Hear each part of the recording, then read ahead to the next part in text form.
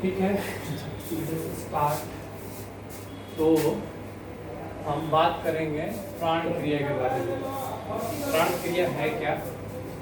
देखिए, जैसा कि आम बोलचाल की भाषा में हम लोग सुनते हैं कि एक जीवित मनुष्य के अंदर क्या है, प्राण है जब तक तब तक वो जीवित हम उसको कहते हैं। जैसे ही प्राण का निष्कासन हो जाता है, प्राण इस शरीर से निकल जाता है, तो हम कहते हैं कि ये मनुष्य मृत हो गया। आखिर उसका शरीर का तो सारा अंग कहीं रहता है, उसका अंग तो कहीं से कम नहीं होता है। आखिर वो कौन सी चीज है जो बाहर हो जाती है तो हम कहते हैं कि मनुष्य जो है मृत हो गया। तो उस चीज को हमारे ऋषि परंपरा में योगियों ने, ऋषियों ने उसको कहा कि ये प्राण है। प्राण जो है, आप इसको अगर देखना चाहेंगे प्राण को, तो इसे आप देख नहीं सकते हैं। प्राण तो उन्होंने कहा कि एक ऊर्जा है, ये एनर्जी, जो कि इस ब्रह्मांड से, संपूर्ण ब्रह्मांड से सांस के द्वारा हमारे अंदर जा रहा है और हमारे शरीर की हर कोशिकाओं को पोषण दे रहा है, ताकि वो कोशिकाएं अपना कार्य समुचित ढंग से कर पाए।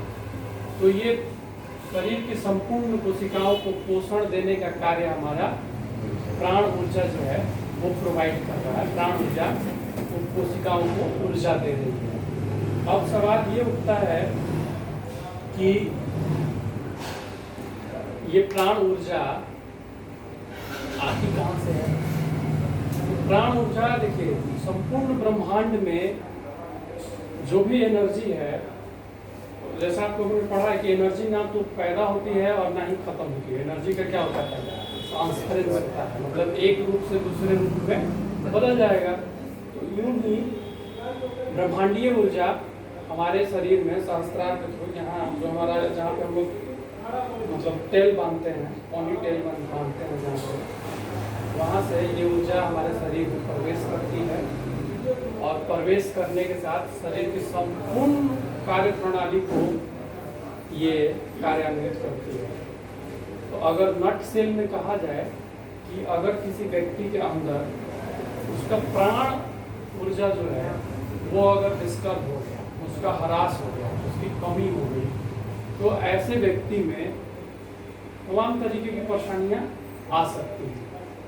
और चूंकि हम लोग इसके प्रति जागरूक नहीं हैं, तो ज़्यादा करके अगर कहा जाए तो सामान्य तौर पे लगभग औसतन सभी मनुष्यों में हमारी जो प्राणिक ऊर्जा है वो डिसबैलेंस है, बैलेंस नहीं है, संतुलित नहीं है। प्राण ऊर्जा कैसी है? असंतुलित है हमारी। ठीक है, प्राण ऊर्जा असंतुलित है। तो इस असंतुलन के वजह से हमें क्या क्या परेशानियां आ रही हैं? मैं मान लीजिए कि रणविजय कहते हैं कि भाई उनको वो एक बिंदु पे केंद्रित नहीं हो पाते हैं, एक बिंदु पर केंद्रित ना होना, ये कहीं ना कहीं प्राण ऊर्जा के ह्रास का परिचायक है। उनके शरीर में जो प्राण ऊर्जा है वो संतुलित नहीं है। ऐसे ही मान लीजिए कि धनंजय कहते हैं कि भाई मैं जो कुछ भी याद करता हूँ मुझे याद नहीं रहता।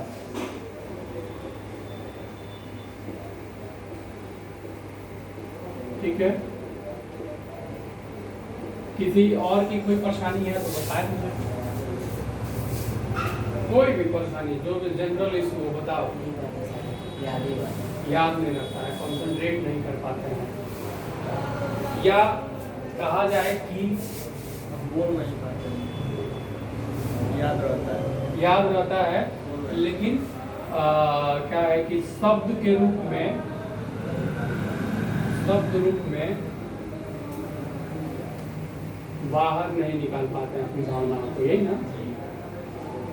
बाहर नहीं निकाल पाना,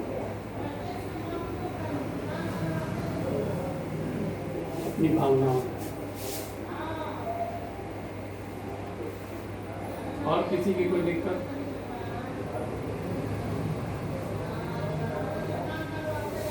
बहुत सारे लोगों को चिंता और अवसाद घेरे रहता है ना। शिकायत होती है कि भैया हमको भय ज़्यादा लगता है, डर ज़्यादा लगता है अनायास। जैसे तुम्हारे भैया की परेशानी है, उनको भय लगता है हमेशा कि कोई आएगा कुछ कर देगा हमको। तनाव है, अनिद्रा है, नींद ना आना या चिड़चिड़ापन है। तो इन सारी चीज़ों के लिए अगर मैं वैज्ञानिक दृष्टिकोण को हटा दूं तो आध्यात्मिक दृष्टिकोण से मैं ये कह सकता हूँ कि ये सब चीज़ें अगर किसी व्यक्ति में है तो उसमें क्या असंतुलित है भैया? प्राण ऊर्जा उसकी असंतुलित है। तो इसका मतलब है कि अगर हम किसी तरीके से इस प्राण ऊर्जा को संतुलित करना सीख जाएं तो हम इन परेशानियों से मुक्ति पा सकते हैं। और इसमें जो परेशानियां मैंने लिखी है वो किसी के लिए कॉमन नहीं है, सबके लिए जब लगभग सब में है वो परेशानियां। तो प्राण ऊर्जा के संतुलन के लिए हम लोग बात करेंगे। हमने ये जाना अभी तक कि प्राण क्या है, कहाँ से हमारे शरीर में प्रवेश करती है प्राण ऊर्जा, क्या उसका कार्य है और उसके संतुलन से क्या फायदा है और प्राण ऊर्जा के असंतुलन से क्या नुकसान है, ये मैं अभी तक जाना। अब हम बात करेंगे कि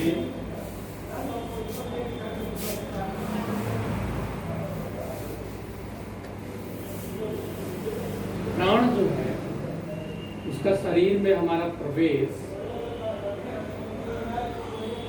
हमारी श्वासों के द्वारा होता है। कैसे?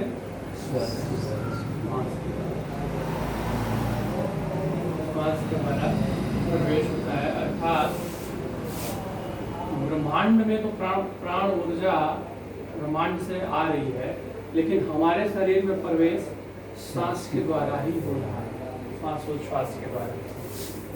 तो हम अगर अपनी सांसों पे ध्यान केंद्रित करें और केवल श्वास के पैटर्न को सही कर लें तो हमारी प्राण ऊर्जा क्या हो जाएगी?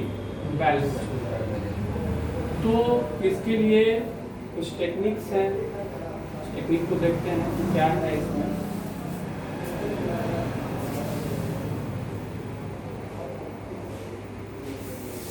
श्वास को बैलेंस करने के लिए हम पूरी प्राण क्रिया को 4 स्टेप में 5 स्टेप में डिवाइड करेंगे, ठीक है ना। तो जो प्रथम चरण है प्राण क्रिया के लिए हम लोग उसके अंदर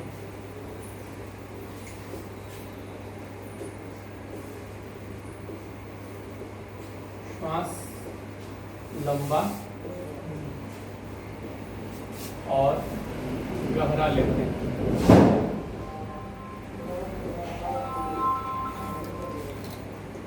क्रिया में प्रवेश करने से पहले, प्राण क्रिया में प्रवेश करने से पहले कुछ जरूरी बातें हैं जो ध्यान में रखनी है।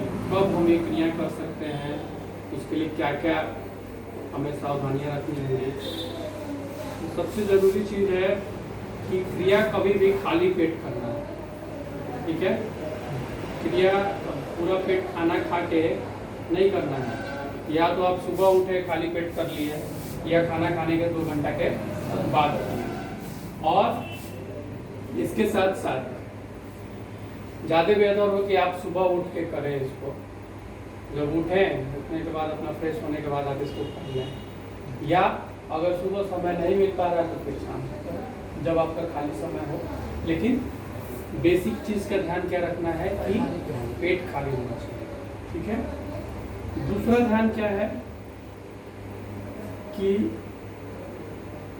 जो भी आप वस्त्र पहनेंगे वो ढीला होना चाहिए, वस्त्र टाइट ना हो।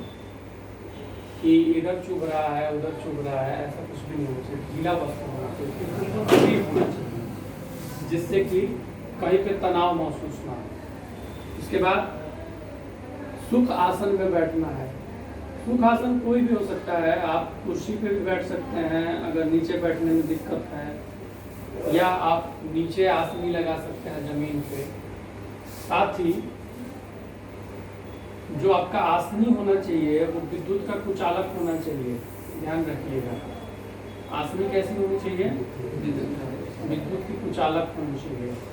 मतलब कि ऐसी वस्तु का आसनी प्रयोग करेंगे, ऐसी वस्तु पर बैठेंगे जिससे ऊर्जा ट्रांसफर ना हो। ऐसा ना हो कि आप प्राण ऊर्जा संतुलित कर रहा और आपकी समस्त ऊर्जा जो है धरती में चली जाए। ठीक है ना? पता है ना कि अर्थ जो है वो नेगेटिव मतलब पोल है, तो ऊर्जा सारा खींच लेता है अंदर, ठीक ना?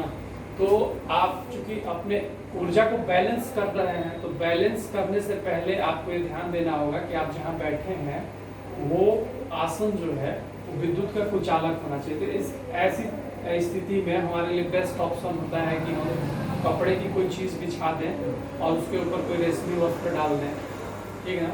ये सबसे बेस्ट ऑप्शन होता है विद्युत का कुचालन करने के लिए, ताकि आपके शरीर की जो ऊर्जा है वो प्रवाहित ना हो, पृथ्वी तक ना हो। इसके साथ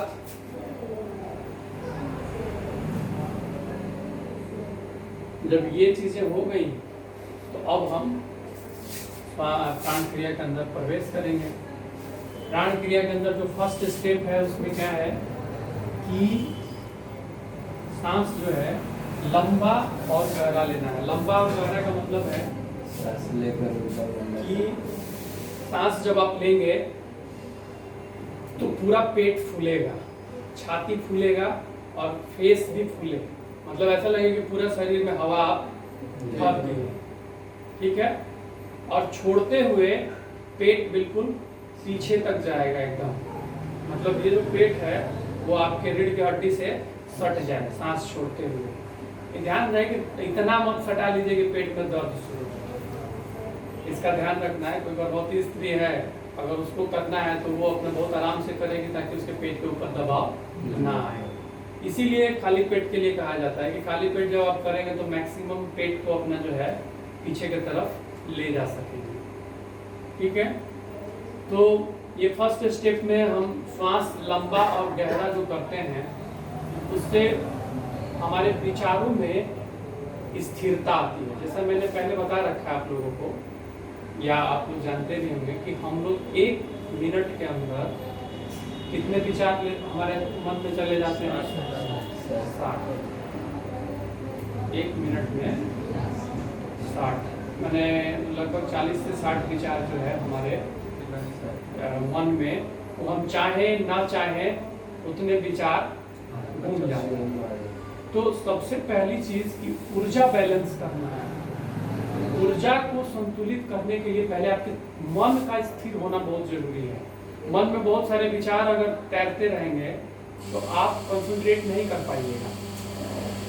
तो कंसंट्रेशन में ये मदद करता है। जब आप लंबा देखो, एक बहुत गहरा कनेक्शन है तुम्हारे विचारों का तुम्हारे सांस के साथ, वैज्ञानिक सत्य है। श्वास is directly proportional to your विचार। इसका मतलब क्या हुआ?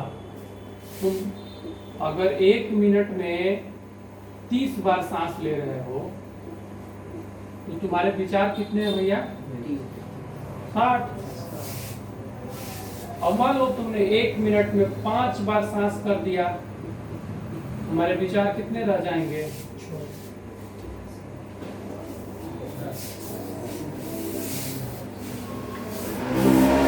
और ऐसा होता है, तुम लोग करके देखना, ये वैज्ञानिक सत्य है। जब भी तुम अपनी सांसों को गहरा करोगे तुम्हारा विचार ऑटोमेटिकली कट डाउन हो जाएगा, और उसमें भी कौन से विचार रह जाएंगे? जो बिल्कुल जरूरी विचार हैं वही बचेंगे। गैर जरूरी विचार और अवांछित विचार जो तुम्हें भय और पीड़ा दे रहे हैं वो विचार ऑटोमेटिकली कट डाउन हो जाएंगे। बचेगा वही जो तुम्हारे लिए जरूरी है, ठीक है ना? तो अब इस चीज का विचार कभी नहीं जाएगा कि मुझे अपने जीवन में क्या लक्ष्य है। वो तो जरूरी विचार है, वांछित विचार है, तो वो विचार रहेगा। लेकिन जो गैर जरूरी विचार हैं वो ऑटोमेटिकली वो क्लटर्स क्या होंगे, जैसे ही तुम श्वास लंबा करोगे और गहरा करोगे तो जो तुम 1 मिनट में 30 बार या 20 बार सांस ले रहे हो, तुम्हारा सांस की गति कितनी आ जाएगी? 5 से 6 बार। और जब 5 से 6 बार आएगी तो तुम्हारे विचार कितने रह गए? हार्डली 10 विचार रह गए। तो उस स्थिति में कंसंट्रेट करना आसान हो जाता है। तो इसीलिए प्रथम चरण में हम अपने आप को स्थिरता में ले जाने के लिए अपना श्वास लंबा और गहरा करीब 2-3 मिनट तक लंबा और गहरा सांस लेंगे। जैसा मैंने बताया कि सांस लेते समय पेट खुला होना चाहिए और सांस छोड़ते समय पेट पूरा अंदर की तरफ सिकुड़े और हमारे रीढ़ की हड्डी तक पहुंचे। इसके बाद सेकेंड चरण में, द्वितीय चरण में ध्यान करते हुए ये भी ध्यान रखनी है कि आसन आपका बिल्कुल आसान आसन हो, कहीं दबाव ना पड़ रहा हो किसी अंग पे। आंखें बहुत हल्का सा बंद होना चाहिए, मतलब ये नहीं कि बहुत ऐसे नहीं, एकदम नॉर्मल से आंखें बंद होनी चाहिए, बिल्कुल दबाव नहीं जाना चाहिए कहीं पे।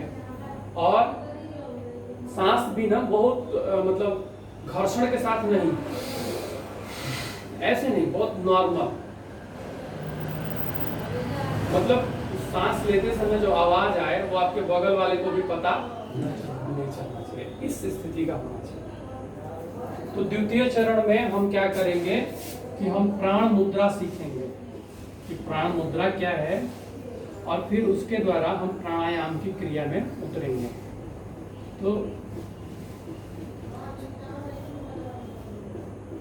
प्राण मुद्रा क्या है? देखिए, प्राण मुद्रा है कि आपके अंगूठे का एक हिस्सा नाक के एक तरफ आएगा, तर्जनी उंगली का एक हिस्सा नाक के दूसरे तरफ आएगा, और ये दोनों उंगली आपके यहाँ फॉरहेड पे आएगा, आज्ञा चक्र पे। ठीक है, फॉरहेड में हमारी भौहों के बीचों बीच जो है आज्ञा चक्र होता है।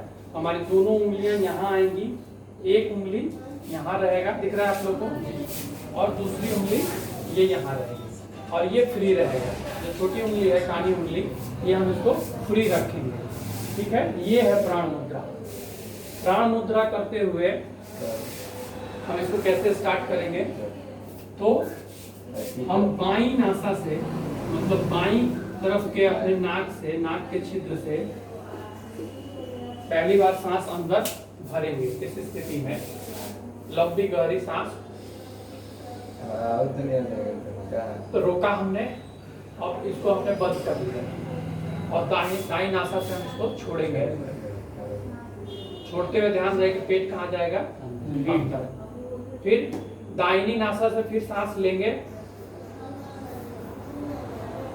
5 की गिनती तक, 5 के मनः गिनती तक सांस लेंगे, और फिर बाईं नासा से छोड़ते हुए पूरा पेट अंदर तक सिकोड़ेंगे। तो एक बार जो हमने बायां नासा से, बाईं तरफ के नासिका से सांस अंदर लिया, दाहिने से छोड़ा, और फिर दाहिने से लेके बाएं से छोड़ा, तो एक आवृत्ति कही जाएगी, 1 फ्रीक्वेंसी। और ऐसी हमें 7 फ्रीक्वेंसी लेनी है। कितनी? 7 आवृत्तियां हमें पूरी करनी है। बाईं नासा से लेना है, दाईं नासा से छोड़ेंगे, फिर दाईं से लेंगे, दाईं से सांस अंदर, और बाईं से बाहर। तो ये हमारा एक आवृत्ति होगा, 1 आवृत्ति। और ऐसी कितनी आवृत्तियां हमें लेनी है? 7 आवृत्ति। और एक चीज ध्यान देना है क्या, कि जब हम सांस अंदर ले रहे हैं, जब भी हम बाईं नासा से सांस अंदर लिए, तो सांस अंदर लेते हुए हम 5 की गिनती तक सांस लेंगे, 5 की मनः गिनती तक। जैसे मैं ले रहा हूं, 5 काउंट्स हो गए, और छोड़ते समय काउंटिंग नहीं है, छोड़ते समय ये पेट अंदर जाना चाहिए, वहां तक सांस छोड़ेंगे। ठीक है, तो पैटर्न याद रहेगा। तरीका क्या है? बाईं नासा से अंदर लेना है, फिर दाईं से छोड़ेंगे, फिर दाईं से वापस लेंगे, और बाईं से लाके छोड़ देंगे। तो ये एक फ्रीक्वेंसी हो गया, और ऐसे ऐसे हमें 7 फ्रीक्वेंसी करनी है। इसके बाद थर्ड स्टेप में हम थोड़ी देर के लिए, क्योंकि ये करते हुए हम थोड़ा सा हमारा दम फूलने जैसा होगा, तो हम 2 मिनट तक सांसों को सामान्य करेंगे। ठीक है, 2 मिनट तक श्वास हम सामान्य करेंगे और उसके बाद हम तृतीय चरण की तरफ बढ़ेंगे आगे। तीसरा चरण क्या है?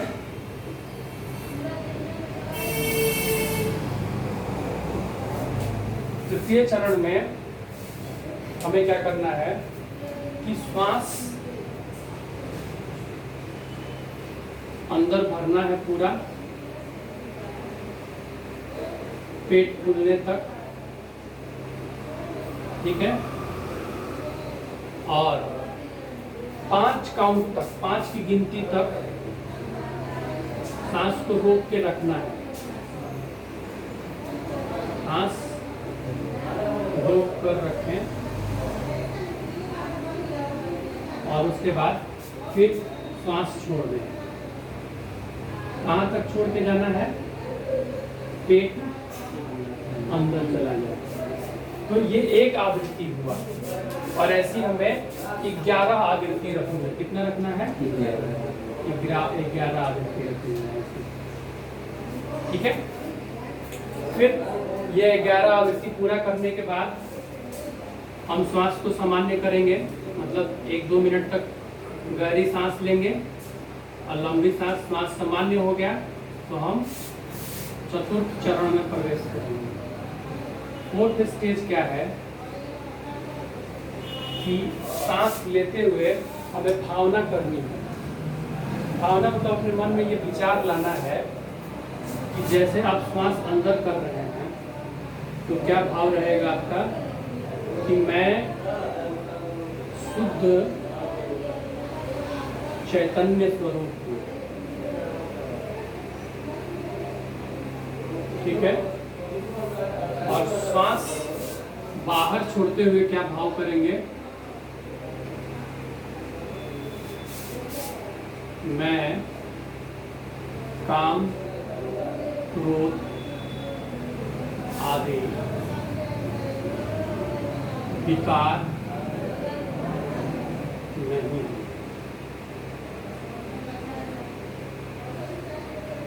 ठीक है, ये भावना क्यों की जाती है?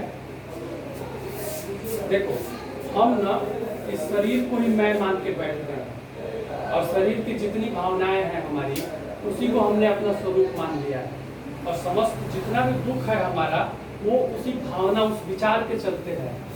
तो अपने गहनतम अंदर तक ये भावना डालने के लिए कि मैं कौन हूँ, उसका स्वरूप स्थापित करने के लिए हम श्वास के साथ ये भावना अपने अंदर लाते हैं कि जब हम श्वास अंदर ले रहे हैं तो हम अपने अंदर ये भाव ला रहे हैं सांस लेते हुए मन ही मन कि मैं शुद्ध चैतन्य स्वरूप हूँ, मतलब मैं उस आत्मा का, उस ईश्वर का अंश हूँ। मैं, मेरे अंदर कोई अशुद्धि नहीं है। और श्वास बाहर छोड़ते हुए मैं कह रहा हूँ, मन में अपनी भावना ला रहा हूँ कि मैं काम, क्रोध, लोभ, मोह, अहंकार, ये सब विकार मैं नहीं हूँ। मेरे अंदर आ जाता है लेकिन मैं वो हूँ नहीं। ये गहरे गहरे में तुम अपने अंदर विचार स्थापित कर रहे हो। और देखो, जब भी तुम श्वास लंबा और गहरा करने के बाद जब तुमने अपने विचारों को शांत कर लिया है ना, तो तुम्हारा रिसीवर जो है, अंदर का जो ग्राही तंत्र है, जो चीज़ों को पकड़ता है, वो बहुत सूक्ष्मता से चीज़ों को पकड़ रहा है, वॉच कर रहा है। तो जो उस समय तुम अपने अंदर भावना ले आओगे वो बहुत गहरे गहरे में स्थापित होती जाएगी और ये विचार कहीं ना कहीं तुम्हें अंदर से शांत करेगी। इसकी आवृत्ति हमें रखनी है 11 बार। ठीक है, ये इसके बाद हमारा लास्ट स्टेप होगा फाइनल। 5वें चरण में हमें क्या करने हैं कि श्वास सामान्य करने के बाद हमें अपना ध्यान जो है वो अपने दोनों भौहों के बीच में आज्ञा चक्र पे लगाना है। ध्यान को आज्ञा चक्र पर केंद्रित करेंगे, केंद्रित करें जब तक आपको सहजता लगे।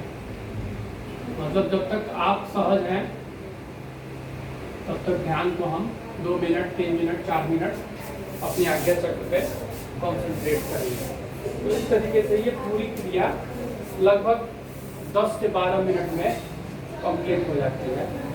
सेल्फ गाइडेड क्रिया है, हमें खुद से ये सारे स्टेप्स धीरे धीरे जैसे जैसे हम करते जाएंगे हमें याद हो जाएंगे ये सारे स्टेप्स। और जागरूकता बना के रखनी है, क्योंकि कई बार क्या होगा कि जब आप सांस लेंगे, बाई नाक से सांस लिया, अपने दाहिने नाक से निकाला, फिर दाएं नाक से लेके बाएं नाक से निकाला, तो उसकी आवृत्ति में 1 बार हुआ कि 2 बार हुआ कि 3 बार हुआ, वो आप कंफ्यूज कर जाएंगे। तो इसकी जागरूकता रखनी है आपको कि कितना बार हो चुका। वैसे ही यहाँ 11 बार करना है, ये भी 11 बार करना है, तो इसकी जागरूकता रहनी चाहिए कि 11 बार ही मेरा हो। और इसे सिर्फ 21 दिन करना है। कितना दिन करना है? 21। अभी प्रारंभिक तौर पे हमें कंटिन्यू 21 दिन करना है। जैसे जैसे आप करना शुरू करेंगे आपको धीरे धीरे अपने अंदर परिवर्तन महसूस होगा। 21 दिन बीतते बीतते काफ़ी हद तक आपको अपना कंसंट्रेशन परिवर्तित होता हुआ नजर आएगा। तो ये पूरी प्राण क्रिया है। अब इसमें अगर तुम लोगों को कुछ जानना है, समझना है, तो उससे पूछ सकते हो। और नहीं जानना है, समझना है, तो बोलो 10 मिनट समय निकालो, मैं कराता हूँ प्राण क्रिया एक बार, मेरे साथ पढ़ो। कराएं? चलो जूता खोल दो, आसन लगाओ तुम।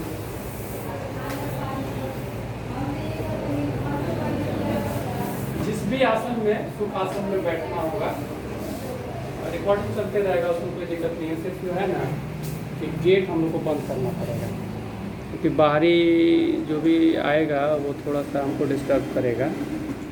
हाँ, गेट बंद कर लीजिए। पंखा हम चला देते हैं, बस के उधर वाला गेट बंद कर लीजिए।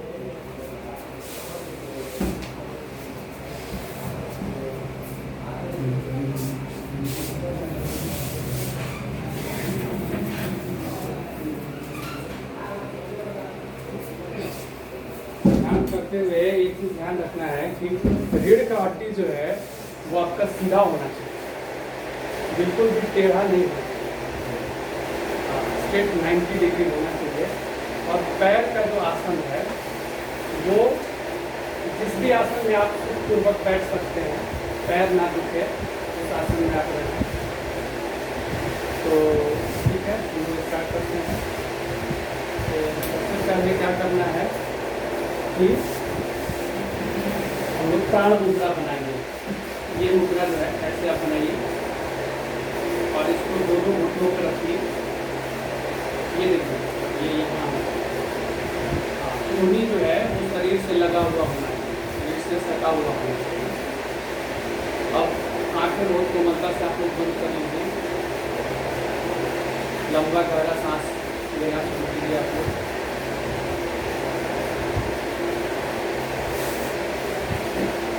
आंखें अब आप, जब मैं कहूँगा तभी आप खोलेंगे, पहले आंखें खोलने की जरूरत नहीं है।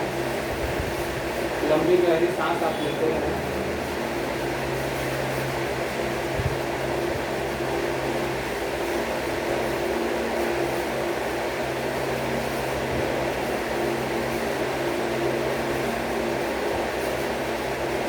ध्यान रहे, सांस लेते हुए पेट पूरा फूलना चाहिए और सांस छोड़ते हुए पूरा पेट पीठ की तरफ जाए। रीढ़ सीधा हो, आंखें कोमलता से बंद हो और आसन बिल्कुल सुखपूर्वक होना चाहिए, कहीं भी कोई तनाव ना हो। चेहरे पे प्रसन्नता होनी चाहिए, ऐसा कोई आप पहाड़ तोड़ने नहीं जा रहे हैं। बिल्कुल सुखपूर्वक, प्रसन्नतापूर्वक चेहरे पे मुस्कान होनी चाहिए। कहीं भी चेहरे में, शरीर में कहीं भी कोई तनाव नहीं होना चाहिए। जहाँ तनाव हो तो रिलैक्स कीजिए, रीढ़ सीधा रहे, इसका ध्यान रखें। सांस गहरी होगी, सांस लेते समय पेट खुलेगा, सांस छोड़ते हुए पेट अंदर की तरफ जाएगा, पेट पीठ की तरफ जाएगा।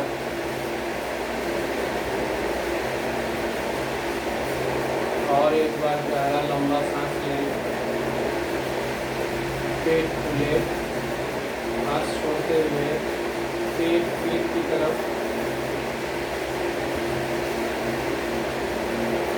अब हम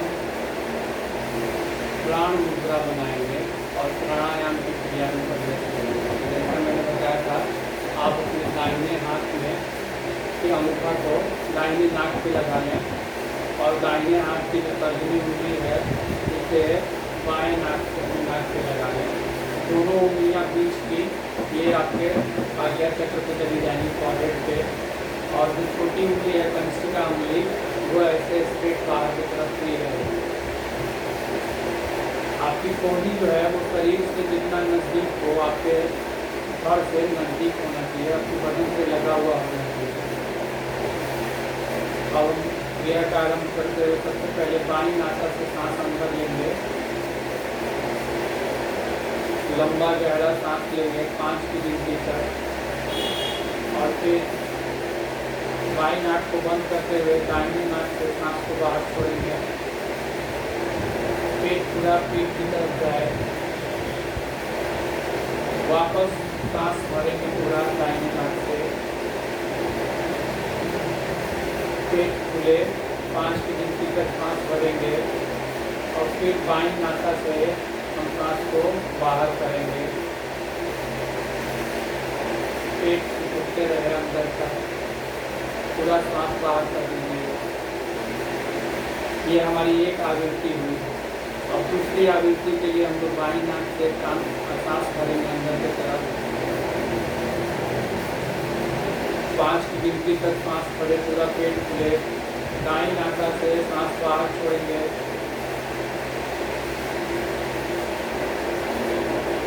पुनः दाईं नासा से सांस अंदर लेते हुए 5 की गिनती तक पूरा सांस भरेंगे पेट में, और बाईं नासा से सांस बाहर करेंगे।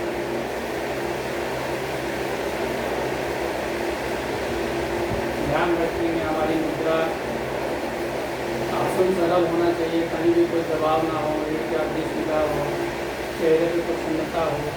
पुनः तीसरी आवृत्ति के लिए हम लोग सांस अंदर लेंगे बाईं नासा से, पूरा सांस भरे, पेट खुले 5 की गिनती तक, और श्वास दाईं नासा से बाहर करेंगे।